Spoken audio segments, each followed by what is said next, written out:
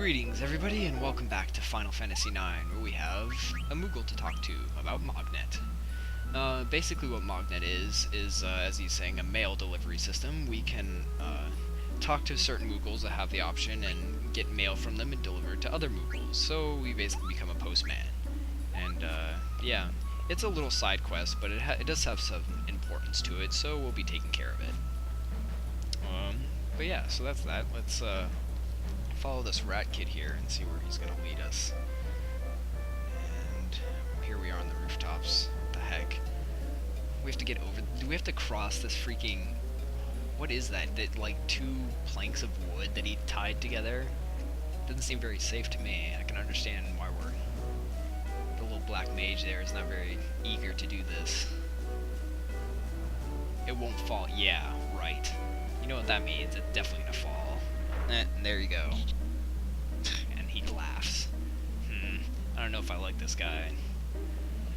Anyways, we can get over here and find some gil in the chimney. Or at least I guess that's a chimney. That's what I always thought it was. Our name? Why, we're Vivi, of course. The epic black mage Vivi. Hey, you're calling my name funny? Your name's Puck. What the heck? You know, if you change the P to an F, it would make a... never mind. Anyways, let's come over here and raid more chimneys for more gil. Why do people keep all this gil in their chimneys? This seems rather odd. At least the old lady had the right idea of hiding her savings in her house, not on her roof. And here we have more gil, even. Jeez. Oh well. It must be a fad or something, I suppose.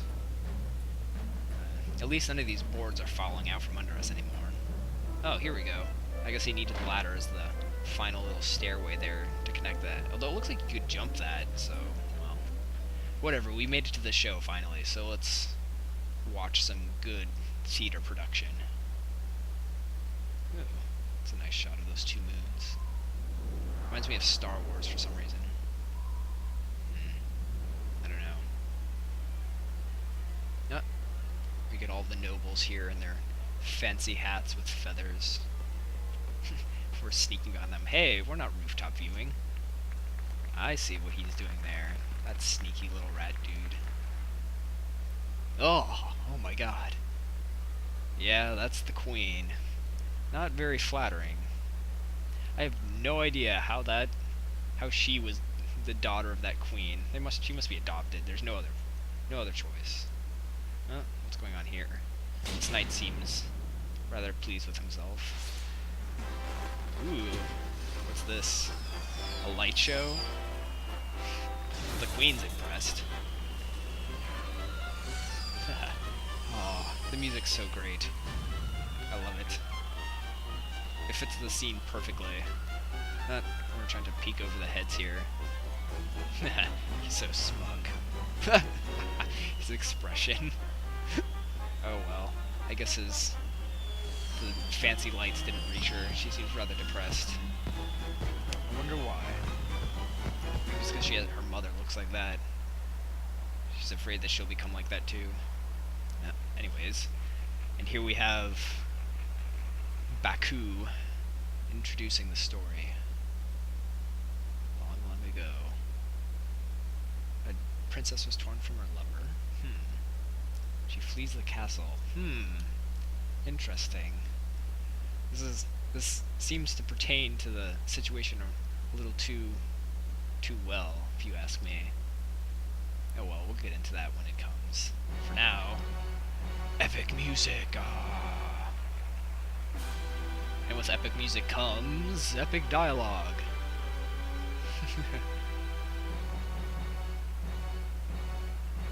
Fortune has escaped thee. I don't know. I loved like this old speak, I guess you could call it. I don't know. The old language. Completely total pain to try and read and understand, but it sounds cool, so that's all that matters. Jeez. Talk about special effects. It's pretty fancy. They must be, I don't know what they've got. How are they even making that? Doesn't make any sense. I guess they're using magic? I don't think they have electricity. Maybe they do have electricity. Yeah, we bear the sword before you. Crushed. looks like we're about to have a battle here. Yep, an actual battle on the middle of the stage. This isn't a real battle, though, honestly. I mean, you can take damage and stuff, but it's all for show. And we will lose our steel command, as you'll see in a moment here. And it'll be replaced with, well, what these guys are doing, basically. Special effects, yep. That's what we get to do, special effects. It does no damage, it's just basically for fancifulness. I mean, the point of it basically is, I mean, we're trying to put on a show, and it'll make more sense later, but we're basically trying to kind of please the crowd and the queen herself by making fancy light shows and whatnot. You really don't have to use it too much, though. I don't find it really does a whole lot to constantly use it or anything like that, to try and spam it and get lots of points or whatever. So yeah, I mean, maybe use it a couple times, but I think it's better to just focus on attacking and ending the battle, rather than sitting there casting non-damaging spells for forever. So, yeah. And he kind of waddles over, taste steel. He hits pretty hard, I must say, at least for this stage of the game. Go, Cinna, light him on fire. Or not. And he should be pretty close to dead soon, so let's see. Oh, yeah, there we go. Battle done. So yeah, nothing too fancy about that. Just kind of mash the attack button, really. And he... we've wounded him. At least I would think we've wounded him. But he shall return. Hey. Aren't you supposed to be on our side?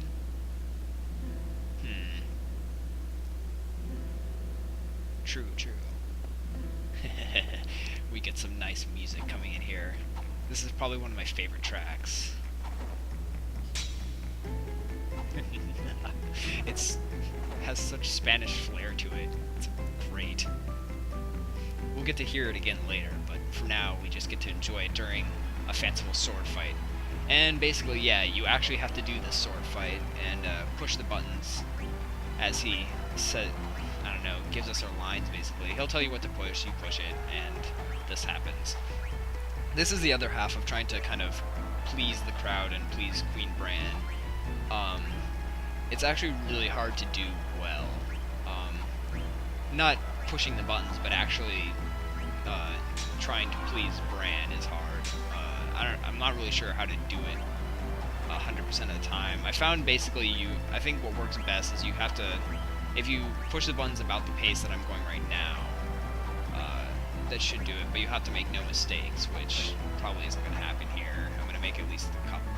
At least a couple. So yeah, this goes on for a while. I don't know. It's an epic sword duel. And you leave the stage, and out of 100 nobles, 64 were impressed, and Bran was not. You can choose to do it over again. I didn't feel like it. The more you're able to impress, the more money you get from doing it, though. So, I don't know. If you want lots of gil, go for more impressions. Anyways, we snuck backstage here and beat up a couple of Pluto Knights to steal the uniforms. Jeez. And apparently Xaeden doesn't care about being in disguise and just tosses away the helmet. Blank's complaining about his uniform. The gloves are slimy? Ugh. What the heck? How would that even happen? Like, what would you have to do to get slimy gloves? I guess if you sweat in them all the time or something. I don't know. And here we have their plan. They plan to put some sleeping weed or something in the princess's soup. Because she's eating dinner in the middle of this show, I guess? I don't know. This always seemed like a kind of bit of a hole to me, a plot hole. Like, she's supposed to be watching the show, so what's putting stuff in her food gonna do? I guess for intermission, maybe? I don't know. Anyways, we better hurry up, because apparently they're getting to the scene. The scene. You know what I'm talking about. That scene. Yeah. Huh? And who's this? A white mage. So what's a white mage doing here? Let's look at her closely. She's suspicious. Seriously, Zidane? Or Zidane? I don't know. I'm gonna mispronounce his main name for this whole thing. But he's being the king of poor pickup lines. But geez, another one. Laying it on a little heavy there. I don't think this is gonna work in your favor, dude. God dang it. It's so cheesy, but yet so good. I can't understand it. And she runs off. What? That was the princess. Well, hey. We gotta go after her. What's she doing running around in a white mage outfit anyways? Oh gosh. Now we have these guys. A couple of clowns. Literally. Yeah. I know. Bad joke. If you could even call it a joke.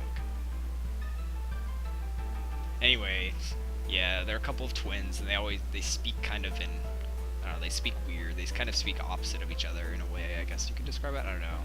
They each phrase the same thing differently. As you can probably tell. They're weird. I don't know. They're weird characters. And somehow they found that Garnet went missing. I guess they've been stalking her? I don't know. That seems the only explanation. Probably keeping an eye on her. But now they're trying to find Queen Brand. I'm not sure why they keep doing this, where they keep going the wrong way. It doesn't really serve much purpose to the game, I guess, unless they're just trying to show that they're not very intelligent clowns. I don't know. Well, they finally made it to the plateau here, and we have the knight over there being a jerk. And of course the girl knight has to be the nicer of the two. A terrible, veritable emergency of terrible urgency. What the heck, these guys... I don't know, they're weird. Why are you cursing here? You're the one that was a jerk. You could have let them through, and then she wouldn't have one-upped you. It's all your fault, man. Hate to break it to you. Anyways, so they tell her the news that Garnet is missing, and she does a weird chest salute, apparently. Well, you know, she did go to the bathroom, maybe? Girls tend to spend a long time in the bathroom. Is it really that odd? Oh well. Apparently somehow they know she ran off. I don't know how. Oh, and this guy has a name that we get to choose. That means he's probably a party member. How fun. Actually, it will be fun. He's one of my favorite characters. You'll see why as we play. Assemble! That reminds me of something, some show. I can't remember what now though. That's gonna drive me nuts. Captain. Wait, what? How can you even say that? There's 2 of you. Isn't there supposed to be 9 Knights of Pluto? Oh well. Apparently these guys aren't too bright. He has a mohawk. Why are they hiding in, like, the corner like that? I guess because they're being reprimanded? It just seems, I don't know. The scene always seemed odd to me. Anyways, so yeah, now we have to go searching for the rest of the Knights of Pluto and find out what they are up to. If we see here, we get a list of all 9 and their names. You don't have to find all of them, but I definitely want to because you get a really good item for doing so. But anyways, that's going to take a while, so I think I'm going to end the episode here. So thanks you guys for watching, and see you guys later.